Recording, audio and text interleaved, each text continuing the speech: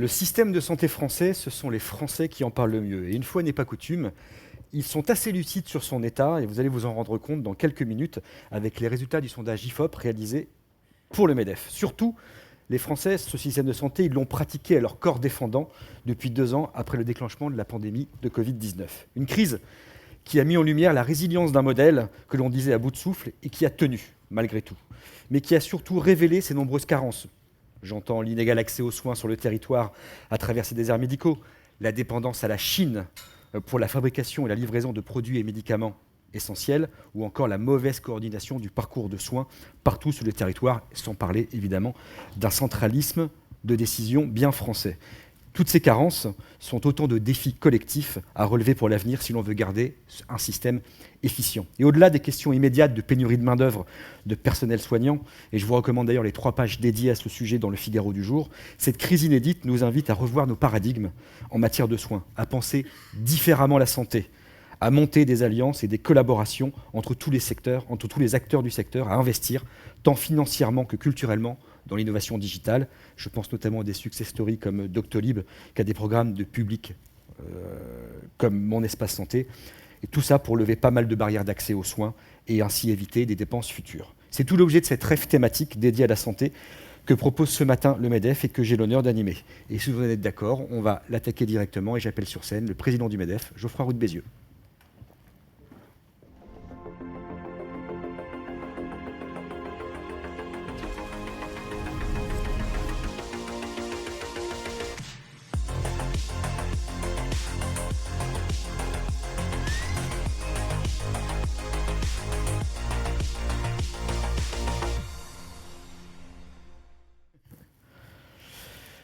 Monsieur le président du MEDEF, Geoffroy Roux de Bézieux, donc vous organisez aujourd'hui une rêve santé avec un thème sous forme de questions presque rhétorique, voire existentielle et même provocatrice.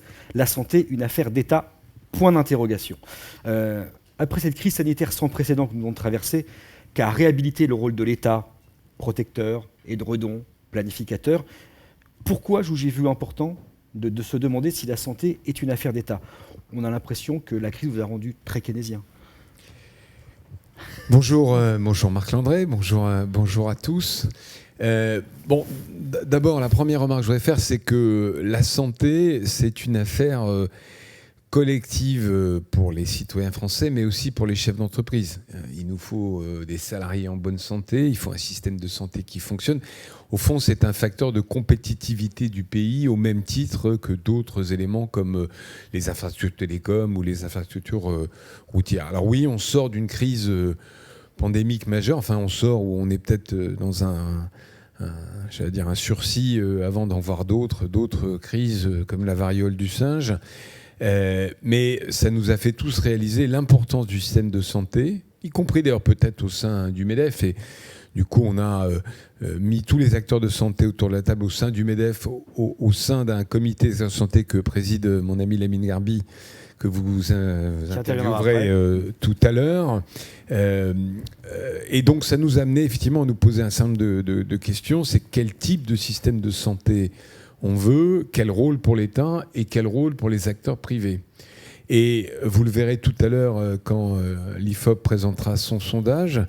Il y a d'une certaine mais une bonne surprise pour les libéraux que nous sommes, c'est que les Français, d'abord font plutôt confiance au système de santé, même s'il y a eu des critiques, même s'il y a eu des manquements. Je crois que c'est 75%, enfin je parle sous contrôle de l'IFOP, qui font plutôt confiance au système actuel, même s'il y a des améliorations. Et deuxièmement, ils plébiscitent une synergie, une complémentarité entre le public et le privé.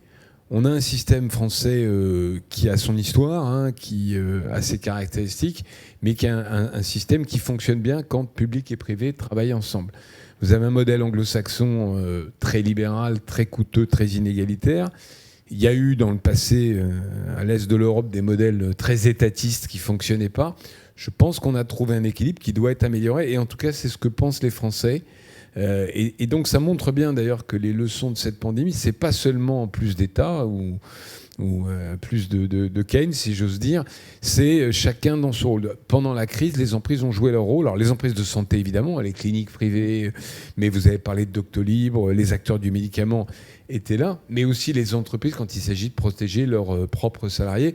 Et d'ailleurs, pour conclure cette première réponse, en sortie de crise, on a conclu un accord national interprofessionnel sur la santé au travail. Dont je dois qui a dire été repris dans une loi. Voilà, qui a été traduit par une loi. Et enfin, vous vous en souvenez, disons qu'un certain nombre d'observateurs, dont vous ne faisiez pas partie, cher Marc Landré, bien sûr, misaient peu sur le fait qu'on arrive à un accord. Voilà, donc tout ça, ça montre que chacun a son rôle à jouer dans un système de santé compétitif pour la France. Et j'ajoute un dernier point. Il faut voir aussi la santé comme un secteur de performance économique où l'Europe, et particulièrement la France, est compétitive. Ça n'est pas le cas dans tous les secteurs. Si on prend, par exemple, tout simplement l'industrie numérique, bon, on sait qu'on a beaucoup de retard et que ce retard, il sera difficile à combler.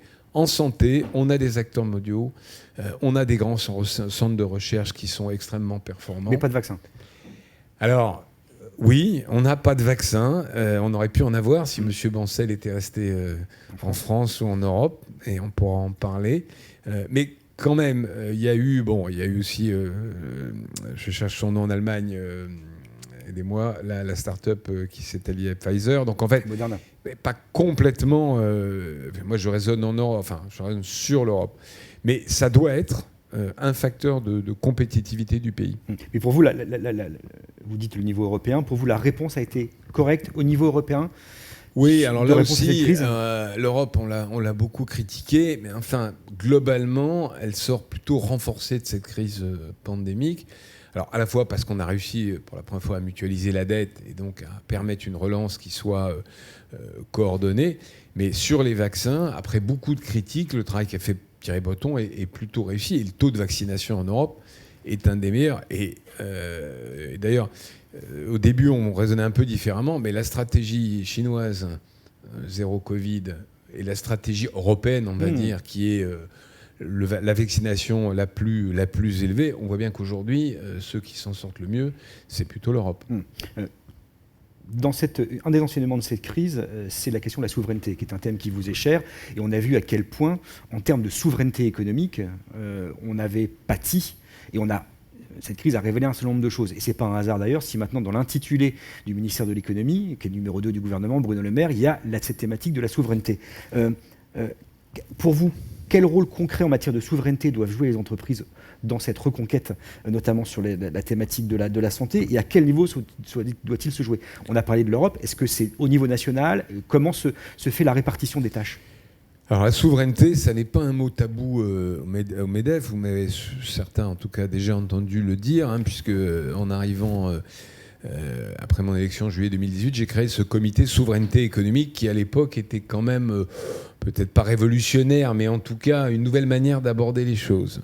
Et effectivement, la pandémie, parmi d'autres événements, nous a montré notre dépendance. Au fond, la mondialisation poussée à l'extrême crée c'est un peu le principe de Ricardo, on met dans les pays les plus efficaces les productions, mais du coup on oublie que ça crée une dépendance. Donc c'est les fameux semi-conducteurs automobiles à Taïwan, mais c'est aussi, et on l'a découvert à nos dépens, le paracétamol qui était fabriqué je ne sais plus où en Asie, ou les masques, pour strictement des raisons de coût, qui étaient fabriqués en Asie. L'intérêt, si j'ose dire, évidemment, entre guillemets, de cette pandémie, c'est que ça fait toucher du doigt le sujet à tout le monde, à tous les Français. Les masques, je l'ai raconté à plusieurs reprises, 15 jours après le début du confinement, Mélenchon m'appelle, ce qui n'arrive pas tous les matins. C'est fréquent maintenant.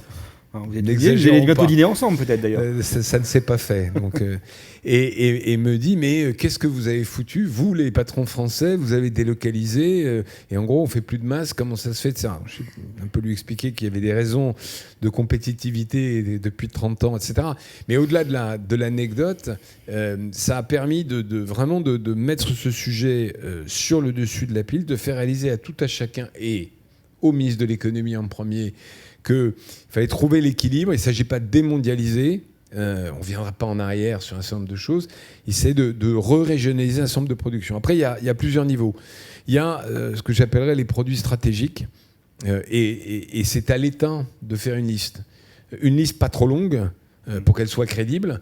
Et évidemment, la santé en fait partie. Et certains produits de santé doivent en faire partie. Mais le diable se niche dans les détails. Donc c'est quel produit de santé? Oui, alors c'est certainement pas moi qui vais faire la liste. C'est un travail entre les industriels d'un côté et l'État. Mais ça fait partie, entre guillemets, du domaine régalien.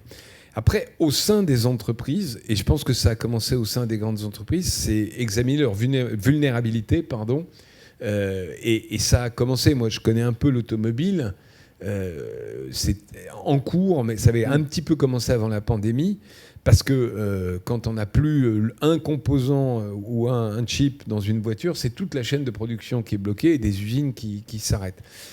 Mais c'est pareil pour l'aéronautique. La guerre en Ukraine fait réaliser que, je ne sais plus le chiffre, mais une très grande majorité du titane qui va dans les avions venait de Russie, et que donc il faut trouver une autre source d'approvisionnement. C'est pareil pour l'énergie, etc. etc.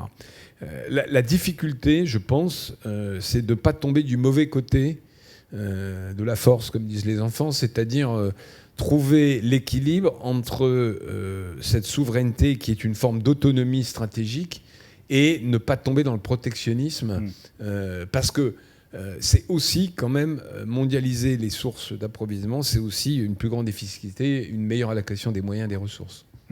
Et on sait avec la France qu'elle a une tendance à être très régulatrice, très interventionniste. Il n'y a pas ce risque justement de tomber du côté obscur de la force, comme vous, pour reprendre votre référence? Au fond, c'est un risque général, c'est-à-dire que l'État doit retrouver sa place naturelle. Sa place naturelle, quelle est-elle? C'est celle de donner les grandes orientations, c'est de donner un cadre, c'est de donner un cadre fiscal, un cadre juridique. Nous, on est libéraux, mais on veut un arbitre, on veut des règles. Donc fixer un cap, c'est vrai pour la souveraineté, c'est vrai pour l'écologie, c'est vrai pour la santé, mais ne pas tout diriger, tout réguler en continuant les lois. On a une nouvelle ministre de la Santé, on attend, les acteurs de la santé, mais je pense qu'ils s'exprimeront avec beaucoup plus de pertinence que moi, attendent un cap, mais après, ils attendent de la stabilité, de la visibilité pour pouvoir exercer leur métier avec la meilleure efficacité possible. Pour revenir sur le sujet de complémentarité entre le privé et le public, dans le système hospitalier, on voit bien comment les cliniques privées font progresser l'hôpital, parce que les performances sont meilleures, mais il faut trouver cet équilibre et les deux sont utiles. Très bien. Merci Geoffroy Roux de Bézieux pour cette bonne introduction à cette Rêve Santé. Et on attaque tout de suite avec la présentation du sondage. Et j'appelle sur scène Frédéric Dabi, le DG de l'IFOP, et Lamine Garbi, le président de la Fédération hospitalière privée.